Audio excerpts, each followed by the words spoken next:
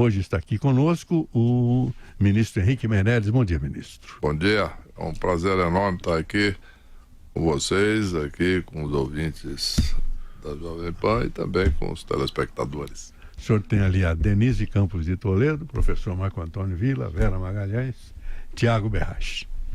Quem começa? Eu começo pelo seguinte, pré-candidato, o Brasil tem a questão ética como centro da política brasileira. Afinal, foi a sociedade civil que derrubou o PT do poder. PT, governo que o senhor colaborou durante 8 anos. Eu queria saber como é que o senhor se sente ter colaborado com um governo que tem a troika do governo presa. Lula preso e condenado, Dirceu preso e condenado e Palocci, amigo do senhor, preso e condenado. Como é que foi o senhor colaborar com um governo criminoso e que organizou o maior desvio de recursos públicos da história da humanidade, que é o Petrolão? Em primeiro lugar, eu gostaria de deixar claro que eu não colaborei com o governo, eu colaborei com o Brasil. Eu fui presidente do Banco Central, que agia de uma forma independente.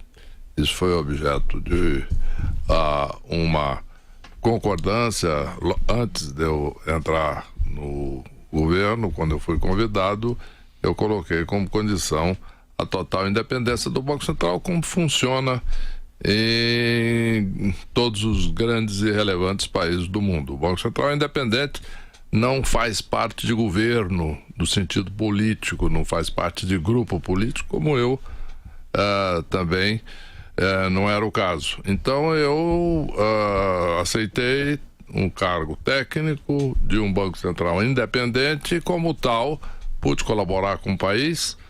O Brasil, que vivia uma inflação elevada, conseguimos estabilizar a inflação, isso gerou crescimento, criação de emprego. Em resumo, foi uma maneira de prestar serviços ao país e retribuir ao país aquilo que ele tinha me proporcionado através da educação pública.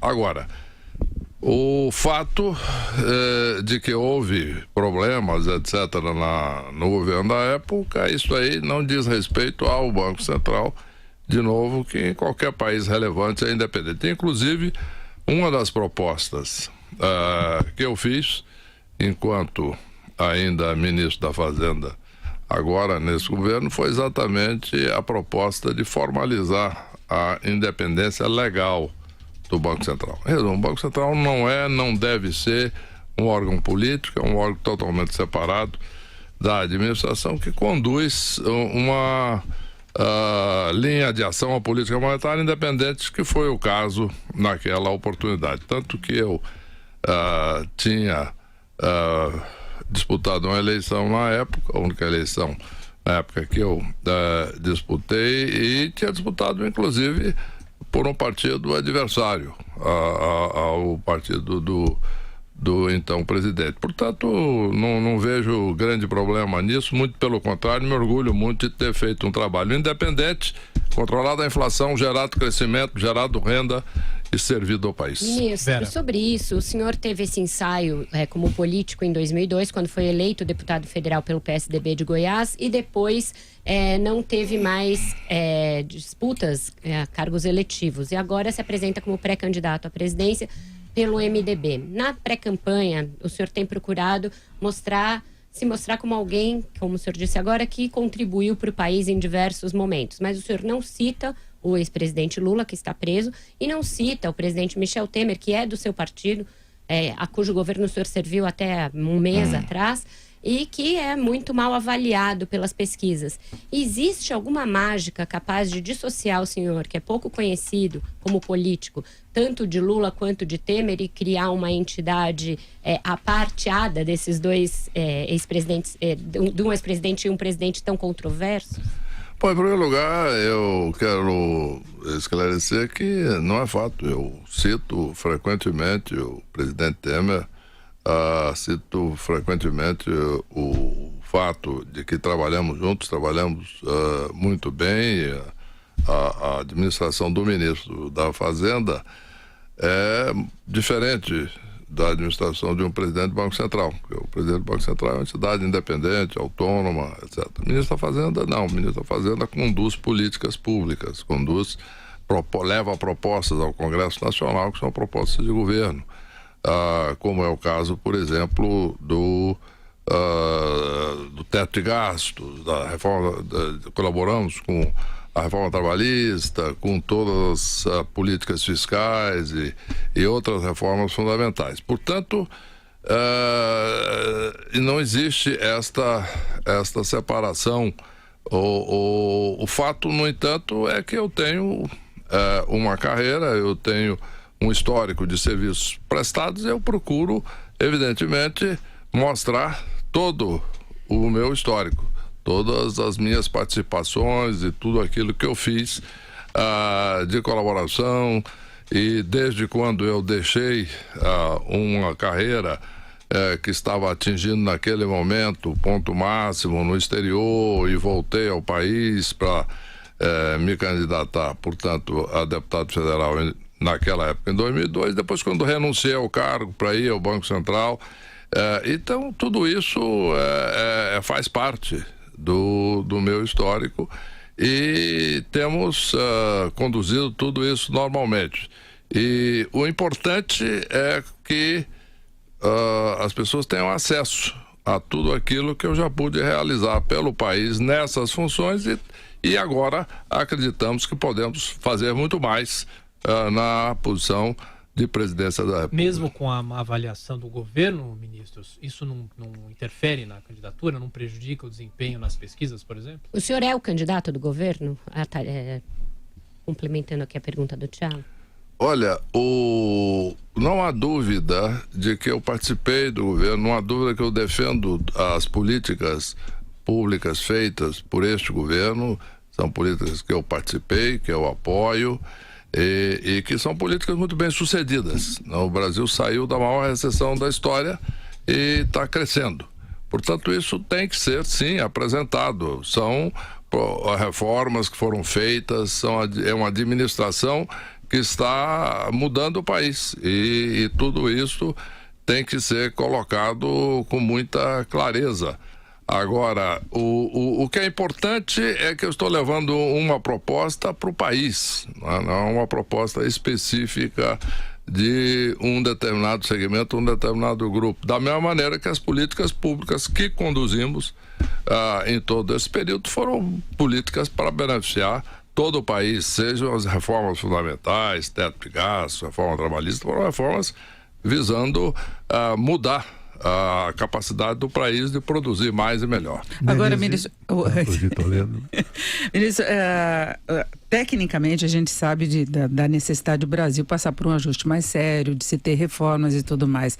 Agora, pensando em todos os eleitores do país, o que a gente percebe é uma insatisfação com relação à situação atual da economia, embora tenha saído da recessão, ainda é um crescimento muito fraco, com desemprego alto. Nós tivemos toda essa crise provocada agora pela greve dos caminhoneiros, a paralisia, isso vai ter consequências também. As pessoas não sentem a inflação baixa. Então, uma coisa é a melhora de indicadores, outra é a melhora da situação da população. E a gente vê que isso está se perdendo um pouco, o ritmo de crescimento. Como é que o senhor vai convencer a população da validade de tudo que o senhor implementou quando esteve à frente do Ministério da Fazenda, de que esses resultados foram importantes? É um discurso muito difícil, não é? De convencer a sociedade de que sacrifícios são necessários para se tirar o país de uma crise mais séria?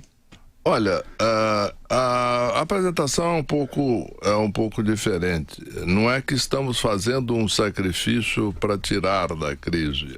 O sacrifício existe ainda como resultado de uma crise enorme, que não foi causada por esse governo. Uma crise que foi causada pelo governo anterior, que começou e o Brasil teve em 2015, em 2016, a maior recessão da história do país. Mas a conta veio no governo Temer, o desemprego, o que as pessoas sentiram veio no governo Temer, esse é o problema. Não, o desemprego já está muito alto, muito antes do governo assumir. Vou te dar um exemplo.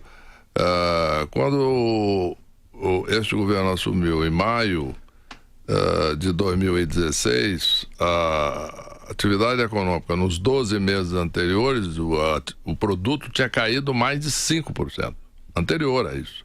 Não é que aconteceu depois. Não, estou falando da percepção. O desemprego, sim, o desemprego também estava elevadíssimo. Quando o governo assumiu, o número de desempregados era acima de 13 milhões.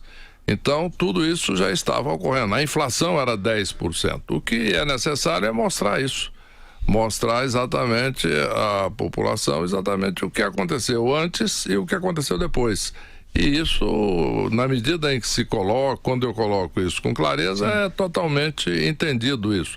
Não, as pessoas, de fato, precisam ser informadas de tudo isso que eu estou dizendo, né? A crise, de fato, começou no final de 14, foi 15, 16 e começou a sair. Agora é normal, em qualquer lugar do mundo, que a economia melhora, né? E vai gradualmente, a população vai sentindo os reflexos disso, é normal, né? O desemprego não acaba do dia para a noite. Nós temos um desemprego que chegou a 3 milhões de pessoas. Foram criados 2 milhões de empregos nos últimos 2 anos. Por outro lado, muitas pessoas estavam fora do mercado de trabalho, começaram a procurar emprego também. Isso afeta os índices, mas isso é positivo, isso é bom. As pessoas estão agora querendo um emprego porque os empregos estão sendo criados. E esse ano continuam sendo criados empregos. Deixa eu só perguntar uma questão para o senhor, desculpe, pré-candidato. Eu não fiquei satisfeito com a resposta em relação à minha pergunta, porque o senhor era presidente do Banco Central, o mensalão. O Brasil conheceu pela CPMI dos Correios em 2005, 2006. Em 2007, quando o senhor também era presidente do Banco Central, o inquérito foi recebido, 2245, com uma ação penal 470, e o Brasil foi apresentado a um grande esquema de corrupção, tanto que o senhor, chefe da Casa Civil, acabou pedindo demissão, depois foi cassado pelos próprios pares, o criminoso José Dirceu, que hoje é um presidiário e tal. O senhor conviveu também com outro presidiário, Antônio Palocci, e com um presidiário maior que é o Lula. Então, eu fico muito preocupado. Eu vou colocar mais uma questão ética que me parece fundamental num país como o nosso e com a maior crise que a República vive no campo ético-moral que é agora. Segundo foi publicado em 2017, em julho, no dia 26, o senhor teria, estou colocando no condicional, lucrado 217 milhões de reais em 2016 com uma firma do senhor de consultoria. Segundo a informação, eu gostaria que o senhor confirmasse ou não, a maior parte do dinheiro foi pago em contas fora do país. A mesma informação diz que 167 milhões foram pagos 3 meses antes do senhor assumir o Ministério da Fazenda e 50 milhões quando o senhor já estava no cargo. E entre os pagadores está um conhecido criminoso para o qual o senhor trabalhou, Joesley Batista. Como é que o senhor responde essa questão? Sabe por que isso é importante? O senhor me desculpe apresentar esses dados que são verdadeiros, porque é o seguinte, o Brasil hoje tem uma conta muito importante com a ética com respeito à coisa pública, que é a base da República Brasileira. O Brasil teve grandes presidentes que nunca mexeram um centavo. Campos Salles, Prudente de Moraes, por exemplo, podíamos lembrar Rodrigues Alves, entre tantos outros, né? E o próprio Getúlio Vargas, que nunca teve nenhuma acusação pessoal sobre ele e tal. Então essa questão da ética e do desrespeito à coisa pública é muito recente, as últimas décadas. E o senhor exerceu funções públicas muito importantes. Daí a razão da minha pergunta, e o senhor é pré-candidato. Portanto, não é nenhuma forma mal educada, deselegante, mas é o que se faz em qualquer país democrático do mundo, que é perguntas diretas aos pré-candidatos. Eu agradeço a pergunta, eu acho legítima, a pergunta é absolutamente normal, é ótima porque me dá a oportunidade de colocar as coisas com clareza. Em primeiro lugar, deixando claro que em relação aos recebimentos que você se referiu, na realidade as informações estão erradas. Isso não foi, esses resultados não foram ganhos em 2016. Isso foi resultado de um trabalho feito durante os anos 2012, 13, 14, 15, e que receitas foram aferidas pela minha empresa que prestou serviços de montagem de um banco digital, que é o primeiro banco totalmente digital do mundo, um trabalho muito bem sucedido e cujos valores pagos foram definidos no contrato quando foi assinado em início de 2012, e que era uma remuneração de acordo com esse tipo de trabalho. e pelo valor do trabalho no mundo inteiro e pela minha remuneração quando estava no setor privado, inclusive no exterior, que eu fui presidente de uma grande corporação, de uma grande instituição internacional. É esse o padrão. E os resultados justificaram isso completamente, né, pelo crescimento da instituição, número de clientes, etc, etc. O que aconteceu em 2016 foi simplesmente a distribuição de dividendos desta empresa, que é de minha propriedade, para o acionista que sou eu. Portanto, não houve receita da empresa auferida por trabalho prestado no ano de 16. Foi, na realidade, essa que você se refere, esses valores se referem a receitas de 14 até final de 15, que foi o período do contrato. Em segundo lugar, eu gostaria também de dizer que tudo isso já foi completamente analisado, investigado, etc., como inclusive eu próprio solicitei e inclusive também alguns parlamentares tinham pedido isso. Isso foi totalmente analisado, os pareceres foram dados, todos os contratos foram feitos, os serviços foram prestados. Isso tudo foi considerado absolutamente legítimo, regular, dentro da lei, todos os impostos pagos, recursos depositados foram declarados no Banco Central do Brasil. Agora... Portanto, eu gostaria depois só de ter a oportunidade de responder à questão lá do Banco Central, daquele período da convivência lá com o governo daquela época. Mas eu queria complementar exatamente em relação a isso. O senhor vem de 2 governos que estão envolvidos em muitas denúncias, prisões, como o professor Vila falou. O senhor participou do governo, de negociações com o Congresso, o senhor sabe como é o esquema político aqui no Brasil.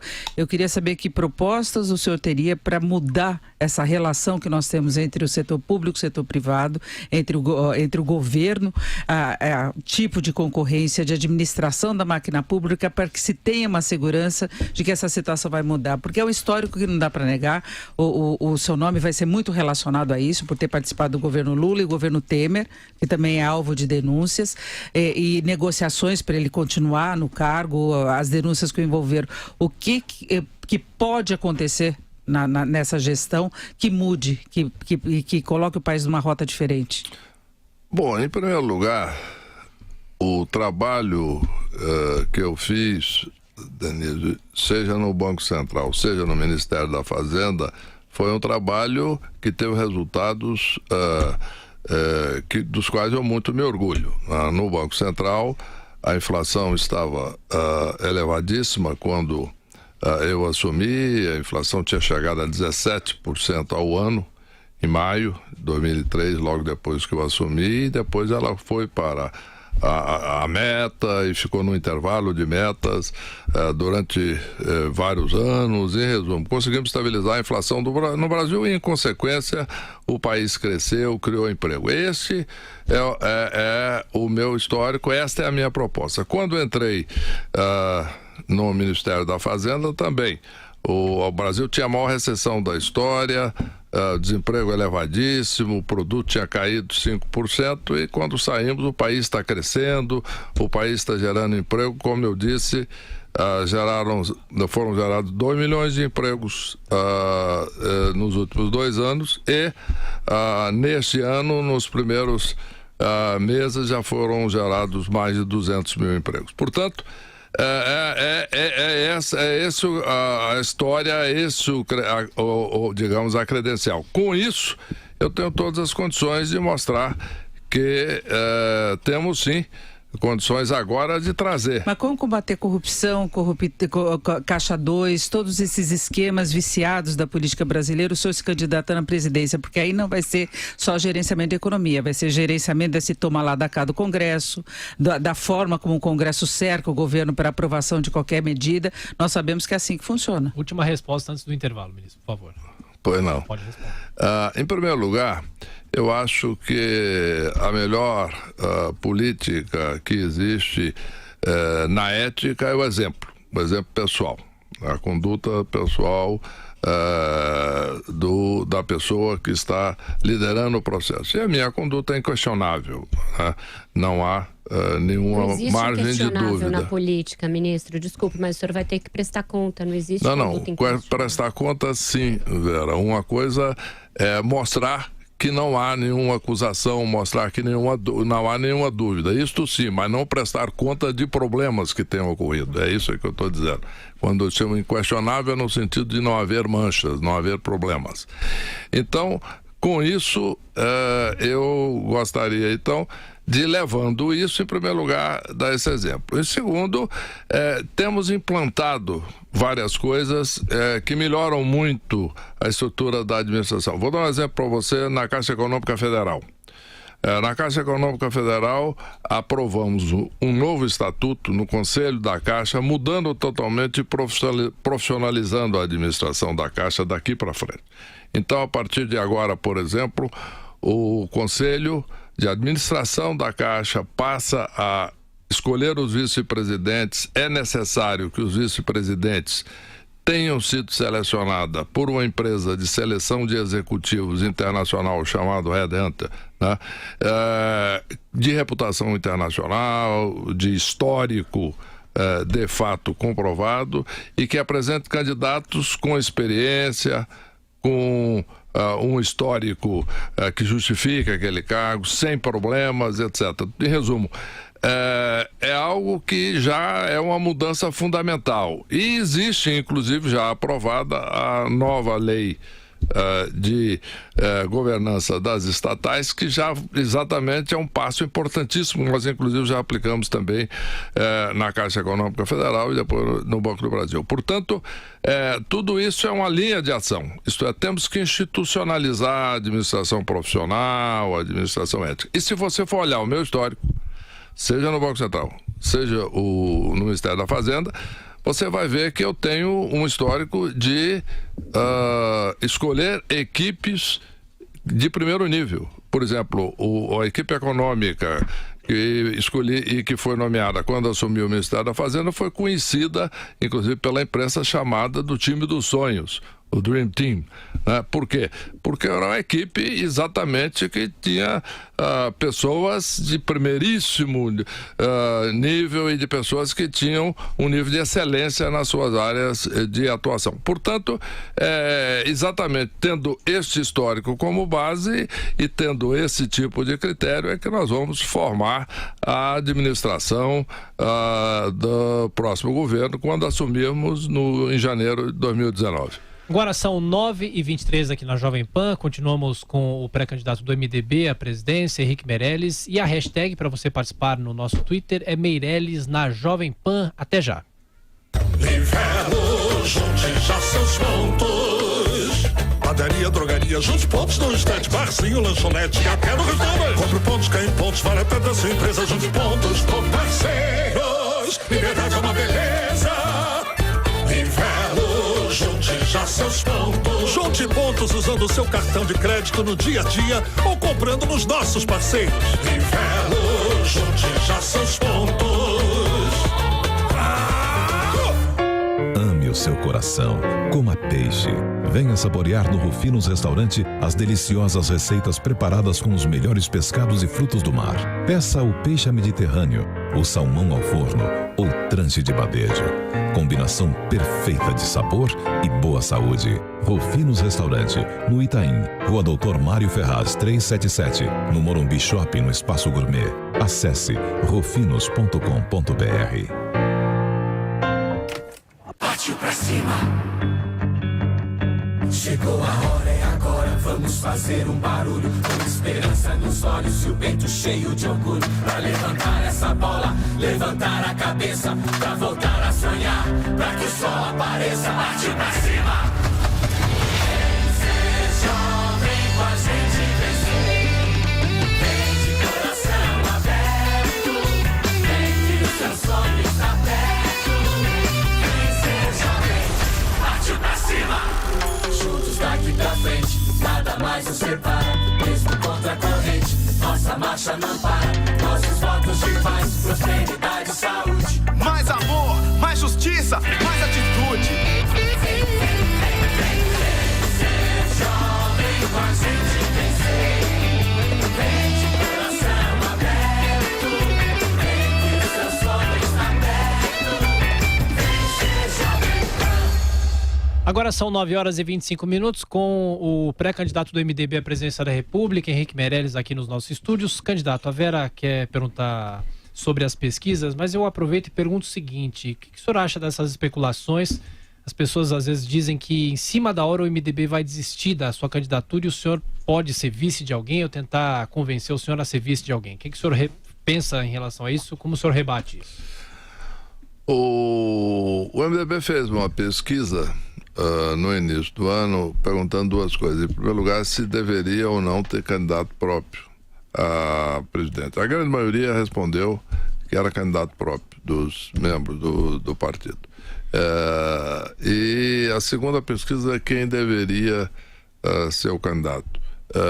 O que foi escolhido como o detentor de maior número de intenções de voto foi exatamente o meu nome. Portanto, isso já do ponto de vista de base do partido. Do ponto de vista agora dos membros do partido que votam na convenção, que são os convencionais do partido, eu tenho tido uma resposta muito boa. Eu estou fazendo visitas a todos os estados, já fiz a alguns, vou fazer a todos, e o que eu estou obtendo dos diretórios regionais é bastante positivo. Então eu estou bastante seguro de que nós teremos sim uma grande e vasta maioria no partido para a escolha da candidatura própria. E não acho que justifique-se como eu disse, uma candidatura a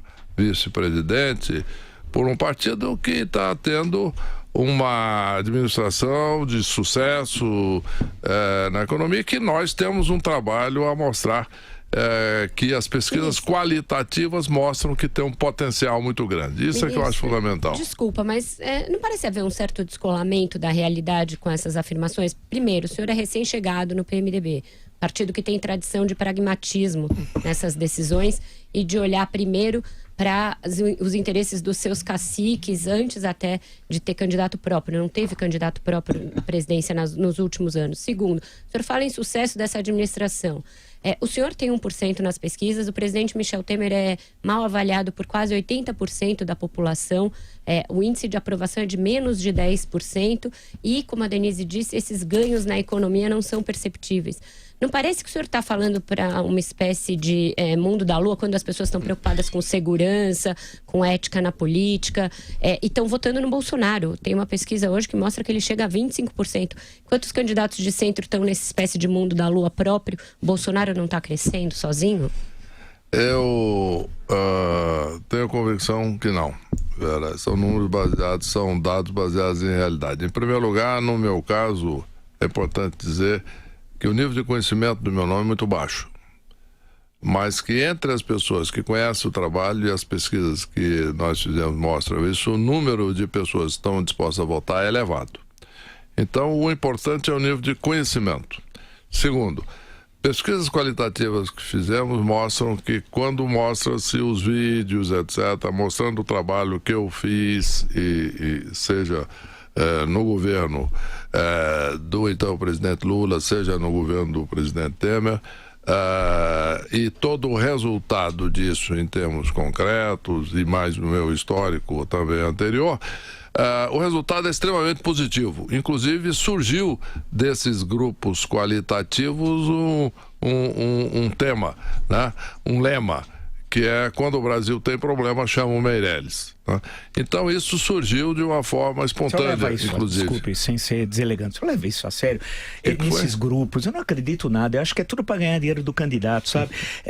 Os marqueteiros, é para ganhar dinheiro do candidato, e é igual os empresários que acreditam no Tite como formador de equipes. Então, as pessoas são enganadas no Brasil. Parece que o senhor tem uma longa experiência internacional, sabe que lá fora é difícil enganar, né? Agora, o senhor acredita, chama o Meirelles, resolve. Pô, nós estamos numa situação tenebrosa econômica. O Brasil assistiu uma greve descreve de um presidente incapaz, ministros incapazes. O país passou uma tensão, estresse nunca visto na história recente. E o senhor acha que é uma administração de sucesso? O senhor acha que o senhor como candidato... Ela perguntou a Vera, o senhor é candidato do governo? O senhor tergiversou, deu volta, mas o senhor é candidato do governo, né? O senhor acredita mesmo nisso, que o seu nome vai ser conhecido? Nós somos às vésperas da eleição. Se eu sair com o senhor aqui na Paulista, tenho absoluta certeza, caminharmos 3 quarteirões, ninguém vai reconhecer o senhor. O senhor sabe que isso é verdade, que eu não estou inventando, não é uma falácia aqui. O senhor acredita realmente no que falam para o senhor da viabilidade da sua candidatura, ministro? Sim, eu não converso com uma outra pessoa. Eu converso com grupos diferentes, eu viajo pelo país e mostro o meu trabalho para grupos diferentes. E o resultado que eu obtenho, de novo, é extremamente positivo. Eu sei que se pode duvidar de tudo, de todas as pessoas, todo mundo que eu posso encontrar, mostrar o trabalho, mentira, o país inteiro que eu converso mente. Não acredito que não é o caso. Pode-se ter essa visão totalmente negativa de todas as pessoas e dos brasileiros, mas não é o caso. Eu acho que não é questão só de marqueteiro, não. É pesquisa direta também. Eu já inclusive, pedi pessoas da minha confiança que fossem aos grupos, assistissem aos grupos qualitativos, e a resposta é verdadeira, a resposta é real. Você tem razão que se eu sair na Paulista agora, a grande parte das pessoas não conhece. É exatamente essa a razão que eu estava dizendo antes para a Vera, de que a intenção de voto é baixa, exatamente porque as pessoas não me conhecem. Você está confirmando aquilo que eu estou dizendo.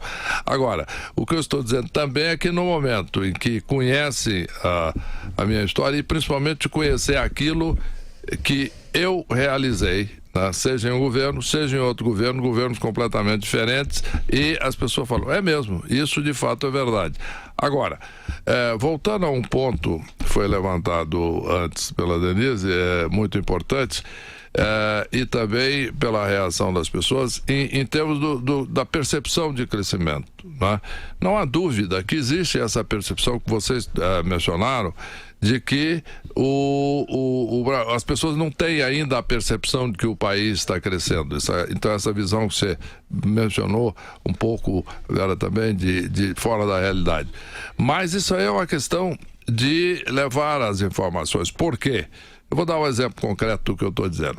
Um determinado dia eu estava fazendo uma palestra na FGV do Rio, desci do prédio e atravessei um supermercado que tem ali entre os 2 prédios, onde funciona a FGV. No outro prédio tinha lá uma sala onde eu iria almoçar lá com alguns acadêmicos e executivos e etc., organizado pela GV. Pois bem, eu cruzei o supermercado e perguntei a diversas pessoas que estavam olhando. Isso foi no final do ano passado, o começo desse ano. E eu perguntei, escuta, o senhor está olhando aí esses preços, etc., qual é a sua impressão? O preço como é que está? Não, está alto. Eu digo perfeitamente. E a inflação, está alta ou baixa? Não, a inflação está alta.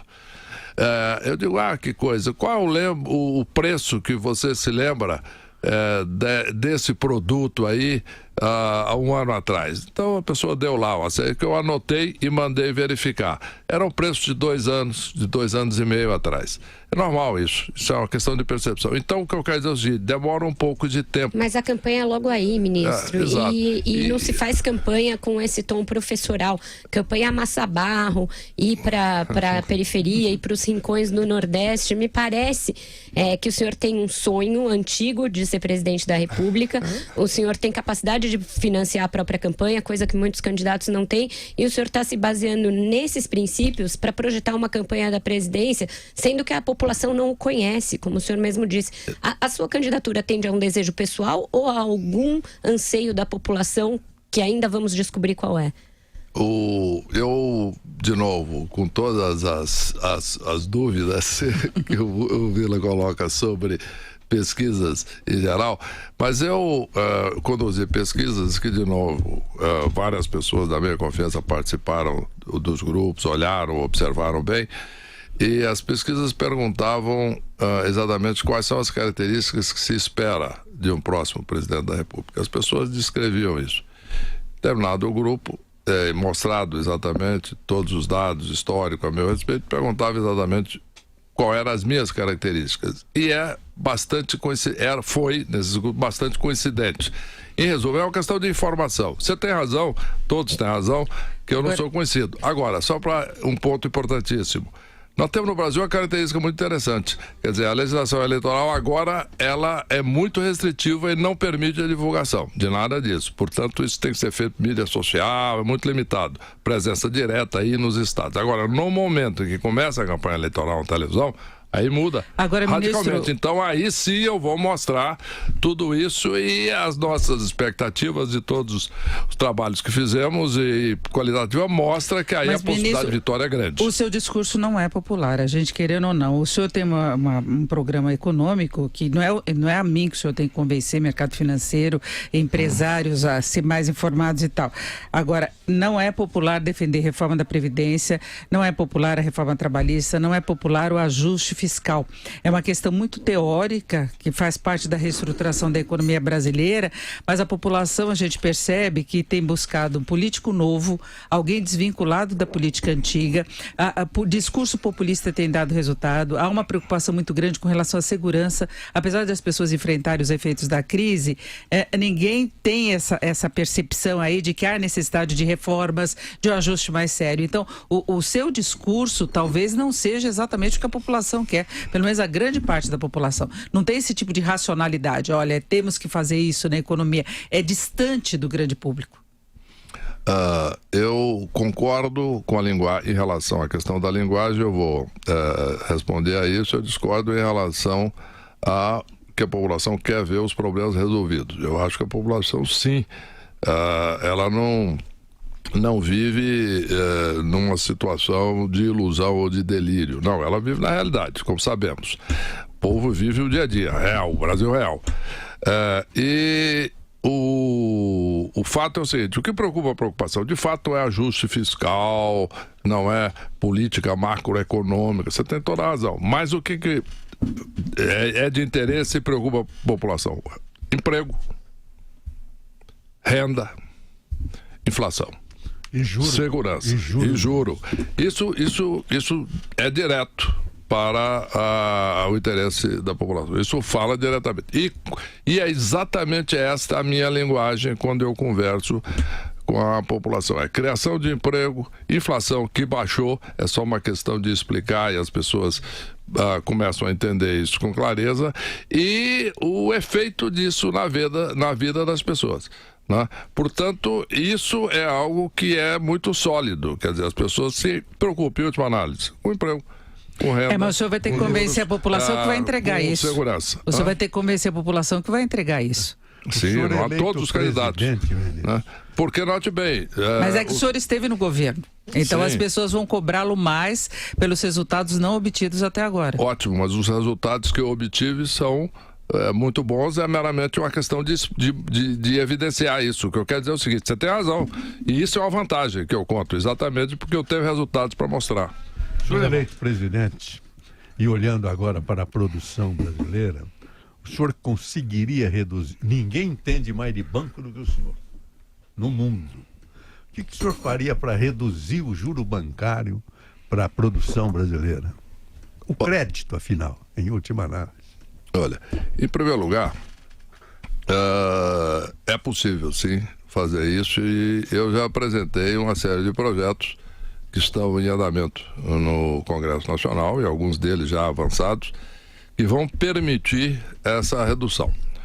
Primeiro, o objetivo é aumentar a concorrência, permitir que haja uma concorrência não só entre os diversos bancos, inclusive o banco público, que é fundamental, tem aí bancos públicos como o Banco do Brasil, Caixa Econômica, que pode sim, tendo os instrumentos adequados, que eu vou falar sobre eles em seguida, pode de fato contribuir muito para isso. Existe toda o crédito de cooperativas, que inclusive eu criei essa possibilidade quando estava no Banco Central aprovando a legislação adequada, que são os créditos das cooperativas, que pode ter um poder enorme de competição. Agora, além das novas tecnologias das chamadas fintechs, quer dizer, empresas financeiras que podem conceder crédito online que atinge determinados segmentos. Mas se você junta tudo isso, você pode ter um efeito muito grande. Banco público, fintech, cooperativas, etc. Muito bem. Segmentos diferentes do mercado de crédito. Em dito isso,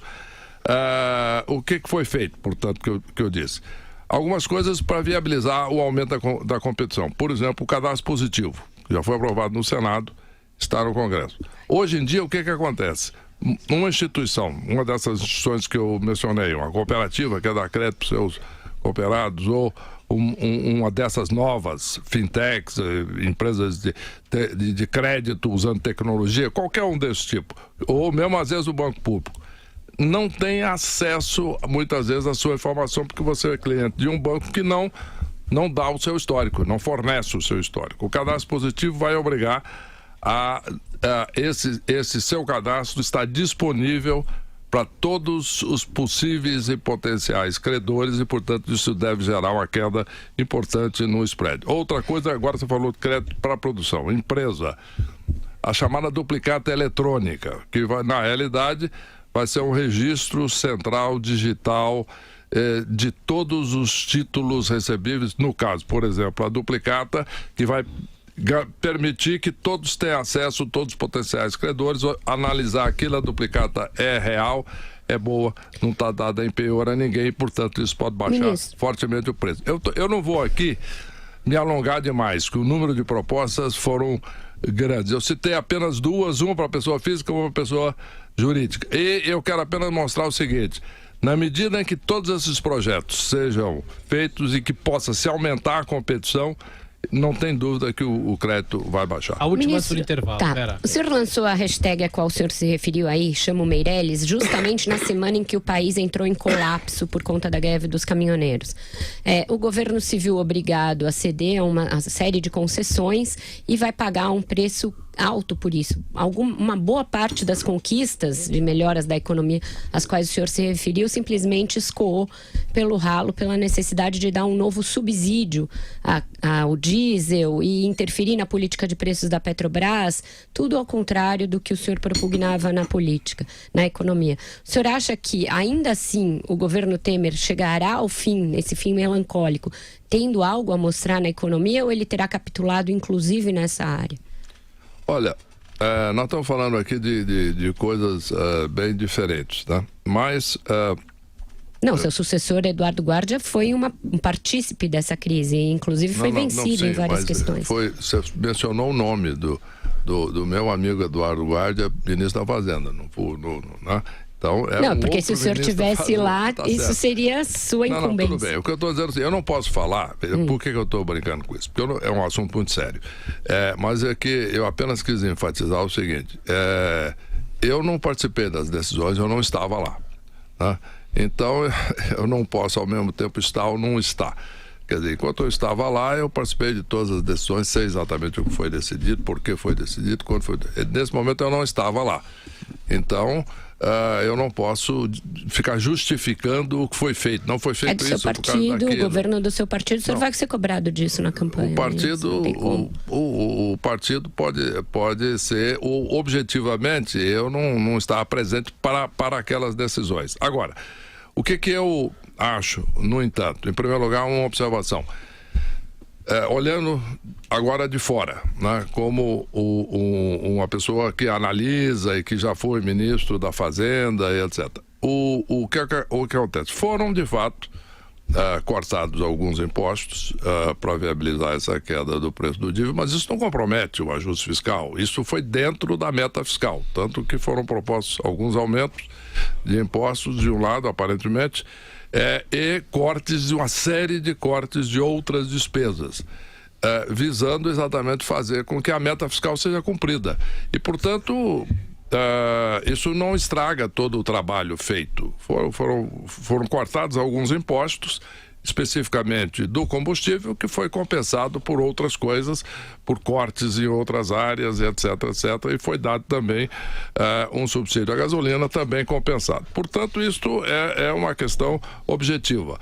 E o que eu acho importante é que, de fato, a crise tinha que ser resolvida, não há dúvida. Aquela crise não podia continuar. Então, eu acho que foi resolvida e do ponto de vista do país, isso é que é importante. Quer dizer, agora, em dito isso, eu acredito, sim, de que nós precisamos pensar nesse assunto num prazo maior. E eu tenho uma proposta para isso, que eu já mencionei, que é a criação de um fundo de estabilização do preço do combustível, funcionando, por exemplo, nos mesmos moldes, apenas com sinal contrário, do Fundo de Estabilização do Preço do Cobre no Chile, por exemplo, que é o Fundo Soberano Chileno. Que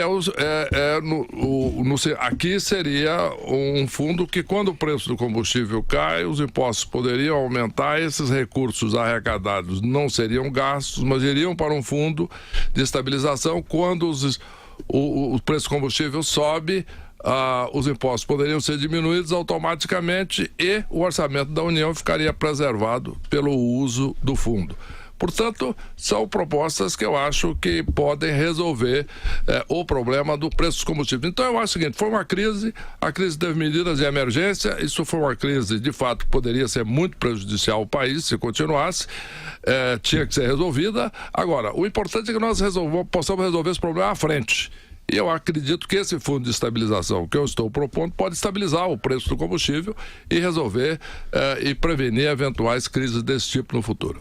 Agora são 9h46, nós vamos mais uma vez para um rápido intervalo. Na sequência, a última parte da entrevista com o pré-candidato do MDB à presidência da República, Henrique Meirelles. Até já.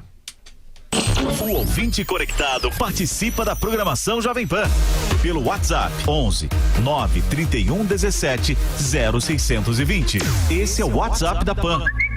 11 931 17 0620. É o ouvinte cada vez mais conectado com a Jovem Pan. Agora você tem um novo espaço para denunciar e cobrar solução para os problemas da cidade. Ligado na Cidade, com Fernando Martins. Os problemas de São Paulo têm solução e nós vamos cobrar juntos. Fernando Martins vai cobrar as respostas que você precisa e cobrar a solução para os problemas da cidade. O semáforo da minha rua vive quebrado. Eu estou há 3 meses sem o meu remédio. A linha do metrô que eu pego sempre dá problema. O ônibus que eu ando tá pior que carroça. Faça a sua denúncia pelo WhatsApp 931 17 0620. 931 17 0620. Ligado na Cidade, aqui na Jovem Pan. Livelo seus pontos, suas escolhas. Televisão, aquecedor, um ferro a vapor, bomba d'água, geladeira, tem de tudo, meu amor. Um voo para o Rio, Brasília, ou Floripa, Curitiba ou Salvador, ou pra onde você for. No aniversário da Livelo, você canta e pode ganhar um dos 100 prêmios de 10 mil pontos, ou prêmio de 1 milhão de pontos. Participe já! Livelo, seus pontos, suas escolhas. Ouça a Jovem Pan a toda hora e em qualquer lugar. Com o aplicativo da Pan, você pode assistir mais de 12 horas de programação ao vivo, jornalismo de primeira, política e tudo sobre o seu time do coração. Ouça a Jovem Pan News, a Jovem Pan FM e as afiliadas da Pan de todo o país. Tudo ao alcance de um toque. Baixe agora. É o do ícone vermelho, disponível para todos os smartphones. Jovem Pan. Nosso produto é a credibilidade. Agora são 9h48, aqui conosco o pré-candidato do MDB à presidência da República, Henrique Meirelles. Ministro, antes da pergunta do professor Vila, só uma questão que eu queria colocar para o senhor. O senhor acha um erro o PT dizer que Lula será candidato? Isso não é uma forma de confundir o eleitor, já que ele está preso? Olha, eu não vou julgar de fora a estratégia do PT, né? Eu acredito que existem razões que justifiquem ao partido exatamente a manutenção da candidatura do presidente, mesmo sendo altamente improvável que isso ocorra. Suponho que o partido acredita de uma forma ou de outra que eleitoralmente isto é positivo para o candidato do partido, seja quem for ele próprio, ou se não puder mesmo, um outro candidato. Então, portanto, eu não vou aqui ficar julgando exatamente qual é a estratégia do partido, se está certa ou está errada, e isso compete lá aos dirigentes do PT definir e fazerem aquilo que julgam apropriado. Pré-candidato, o senhor em 2002 teve a campanha mais milionária da história de Goiás e foi eleito com muito dinheiro, o candidato mais votado a deputado federal. Porém, surpreendentemente, creio para os seus eleitores que confiaram no senhor, o senhor deixou o PSDB, foi para o partido oposto, do governo do partido oposto, do PT.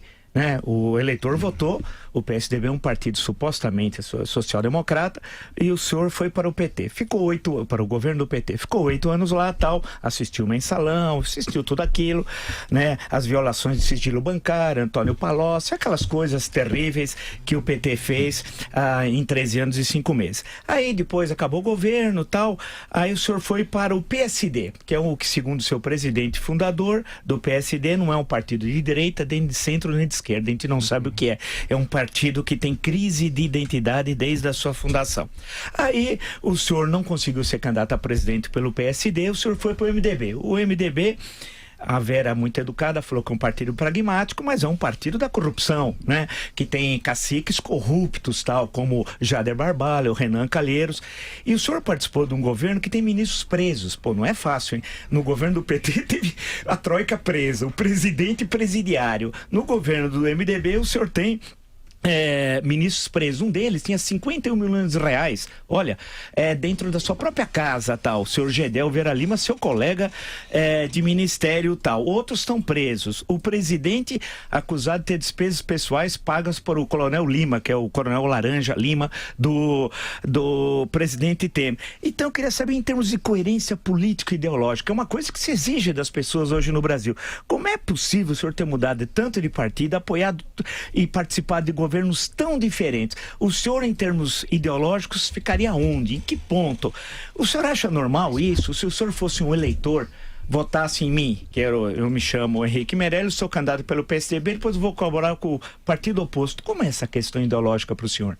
Pois não, vamos começar por parte que você tem várias questões aí. Eu gostaria de responder todas, exatamente porque uma delas não foi respondida na questão anterior.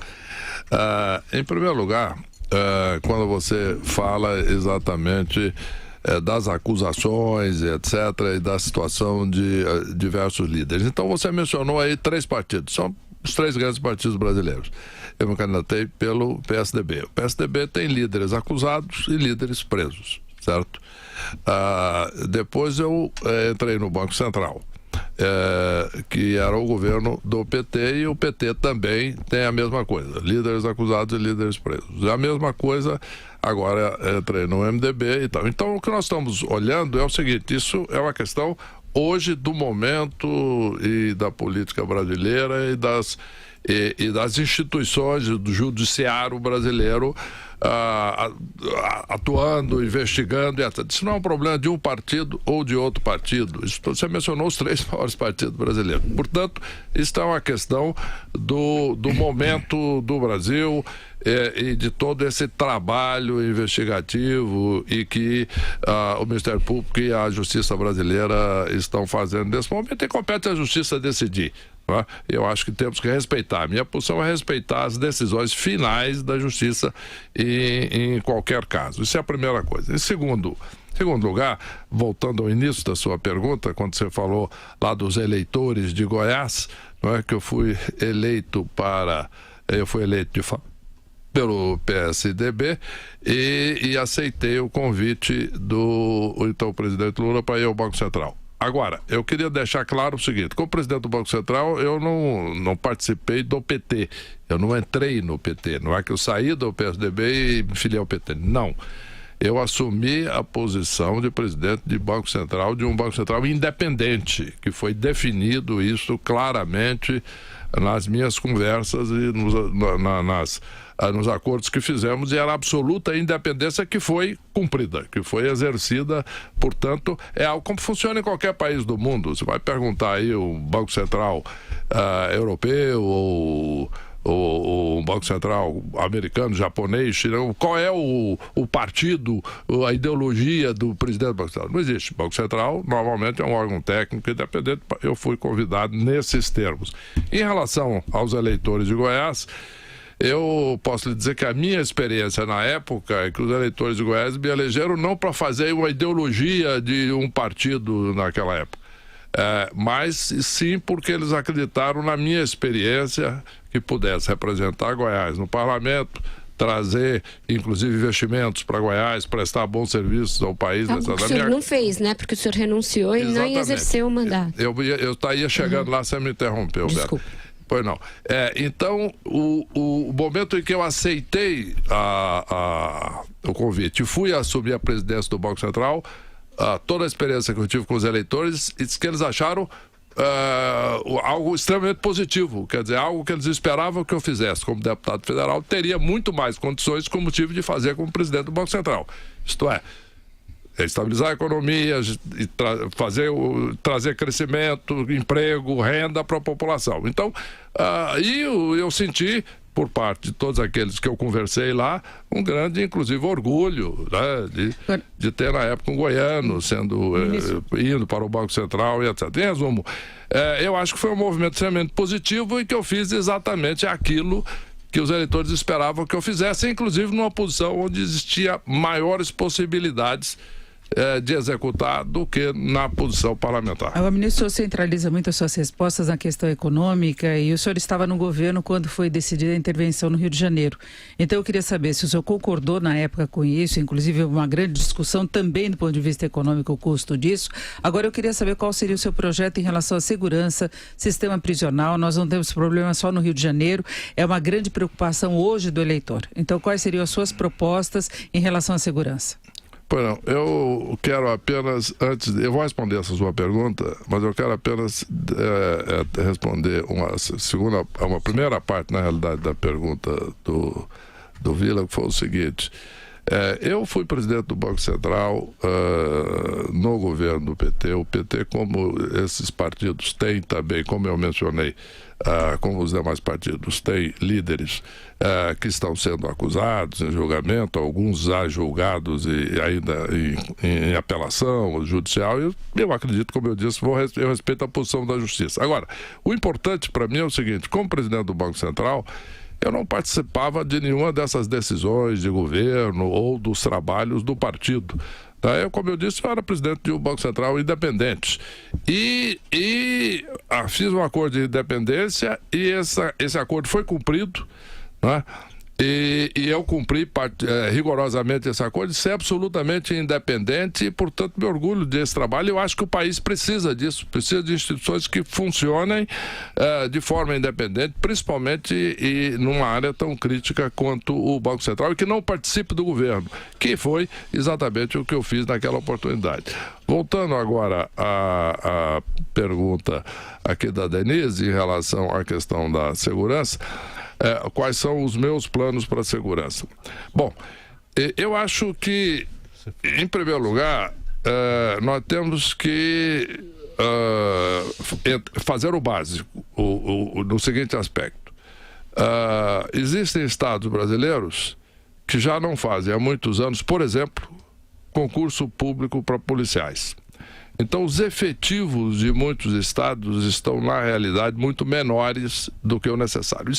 Por isso é que eu digo que é o básico. Então, em primeiro lugar, é necessário um aumento da arrecadação dos estados, e isso vem com o crescimento da economia, que tem como resultado direto o aumento da arrecadação dos estados, o crescimento da economia sustentado, e com isso uma política nacional de segurança, inclusive, que além de os estados puderem contratar policiais, uma política nacional de treinamento de policiais, uma política nacional de informações para que as polícias estaduais possam ser informadas corretamente daquilo que existe, e também equipamento das polícias é fundamental.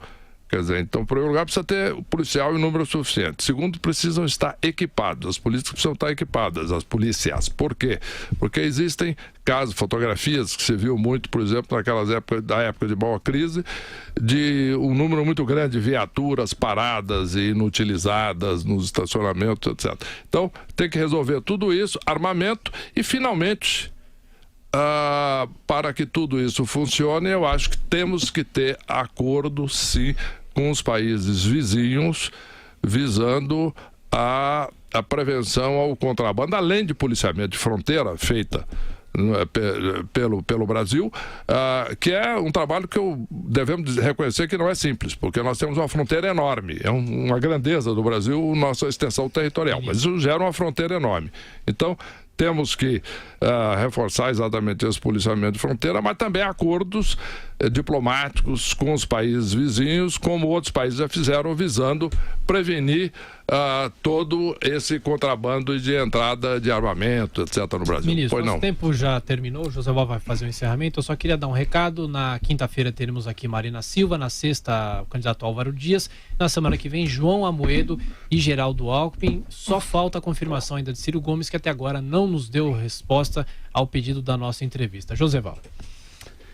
Ministro, eu estive lendo aqui, o senhor não é um homem, um banqueiro. O senhor é um homem político, porque seu avô foi prefeito de Anápolis 3 vezes, seu pai foi secretário de Estado, né? O seu tio foi governador também de Goiás.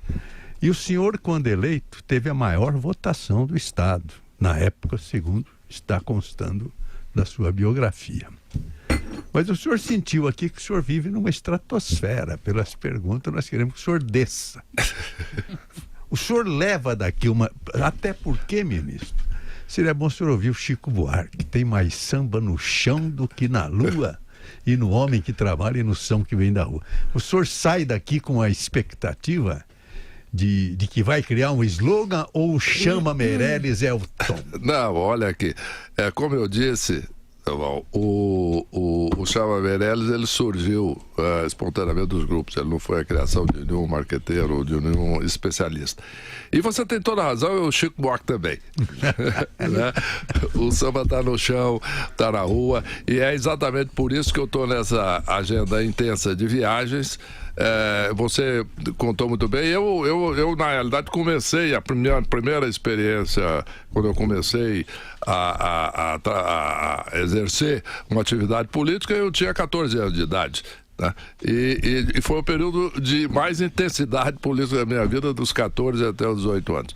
Eu de fato tive logo no início já essa atividade. Eu, quando criança, já participava aí nas ações dos meus parentes, etc., olhando, né, e observando tudo aquilo. Mas, resumo, eu tenho uma longa história.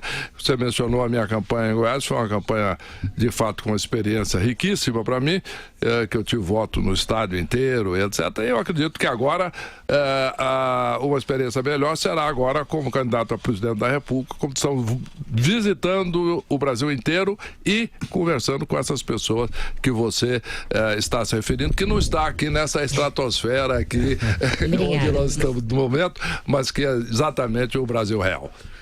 A Rádio Jovem Pan de São Paulo cumpriu o seu destino de prestar serviço mais uma vez, mostrando dados, experiências e ideias dos nossos pré-candidatos. Hoje ouvimos o ministro Henrique Meirelles. Boa noite, bom dia São Paulo, bom dia Brasil.